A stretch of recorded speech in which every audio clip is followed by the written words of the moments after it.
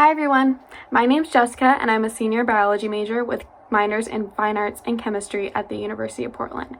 Today's activity, we're going to be making rock candy at home, which I'm super excited for because rock candy is one of my favorite candies and I'm super excited to have it at home. Before we start this experiment, let's talk about the reaction taking place in the process of making rock candy.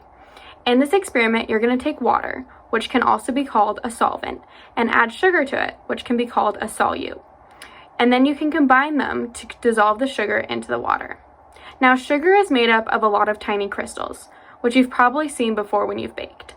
When these crystals are added to a liquid, like water, and heated, they can dissolve into the solution.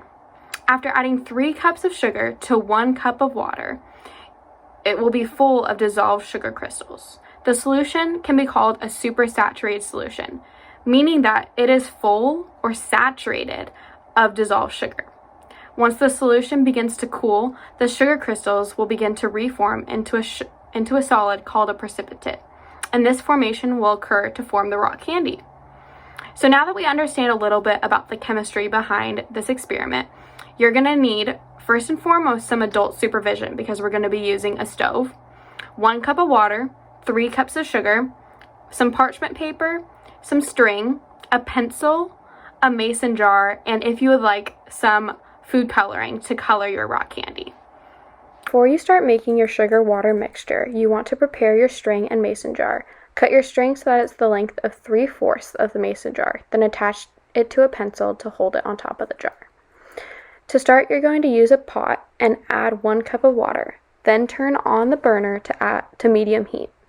Once the water has heated, you're going to add your first cup of sugar and begin stirring it in to dissolve it into the water.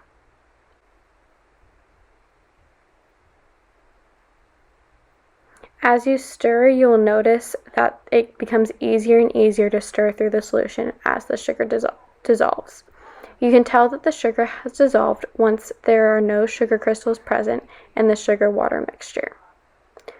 Once the first cup has dissolved, you're going to add the next cup of sugar and stir it to dissolve, and once that cup has dissolved, you will add the final cup of sugar to the pot and stir to dissolve.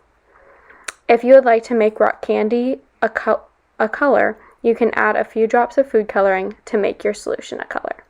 I'm going to speed up the rest of this video as I add in my 2 more cups of sugar to the solution and completely dissolve them into the water.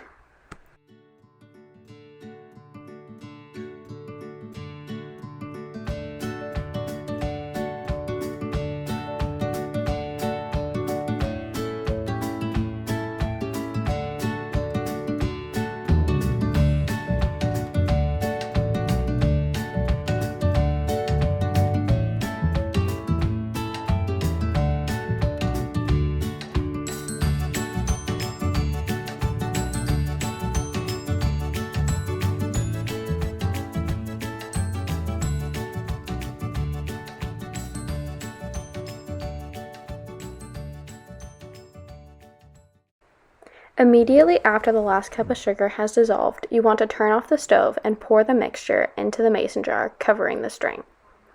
Once all of the mixture is added, remove the string and place it on a sheet while you allow the mixture to cool for 20 to 30 minutes. Once the mixture has cooled and the string has solidified the sugar on it, place the string back into the mason jar to sit in the liquid mixture. So after 7 days, your string should have a crystal sugar formation all over it. You can remove that from the solution and rinse off all the sticky sugar and try out some of your homemade rock candy. Thanks for following along in this activity with me, and I hope that you're able to learn something new about chemistry.